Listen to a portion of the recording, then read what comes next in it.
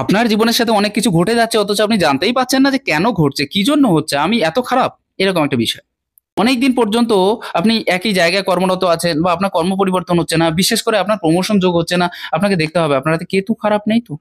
আপনার শরীরে food reaction হয়ে যাচ্ছে বা মেডিসিন রিঅ্যাকশন হয়ে যাচ্ছে। আপনি খারাপ ওষুধের ব্যবহার বারবার করে যাচ্ছেন। যার কারণে সেই রোগটাও ঠিক হচ্ছে না যে রোগটা আপনি ঠিক করতে চাইছেন। আপনার কি রোগ আপনি সেটাও বুঝতে চাইছেন না। আপনার দেখতে হবে যে কেতুর স্থান খারাপ নেই তো? এক, এক করে বর্ণনা করি তাহলে বুঝতে পারবেন। কেতু আমাদের এমন একটা গ্রহ যেটা পূর্বজন্মের কর্মফল প্রদাতা বলা হয় বা পূর্বজন্মের যে কর্মের ভোগ সেটা কিন্তু আমরা এ জন্মে করে থাকি কেতুর জন্য। কেতু মামার কারক গ্রহ। মামার বাড়ির যদি সমস্যা হয়ে থাকে বা মামার যদি শরীর প্রচন্ড পরিমাণে খারাপ থেকে থাকে তাহলেও কিন্তু কেতু খারাপ হয়। আচানক দুর্ঘটনা ঘটা, হঠাৎ নেশায় অভ্যস্ত হয়ে যাওয়া এসব কিন্তু কেতুর লক্ষণ বলে আমরা মনে করি। অনেকদিন পর্যন্ত আপনি চাকরি পাচ্ছেন না বা সাথে একটা পয়সাও থাকছে না আপনার, যে পয়সা থাকছে সেটাও উধাও হয়ে যাচ্ছে, সেক্ষেত্রে দেখতে হবে আপনার কেতু কিন্তু খারাপ হয়ে আছে। কার্যক্ষেত্রে লুকিয়ে থাকা শত্রুর দ্বারা আপনার বারবার ক্ষতিগ্রস্ত হয়ে যাচ্ছেন।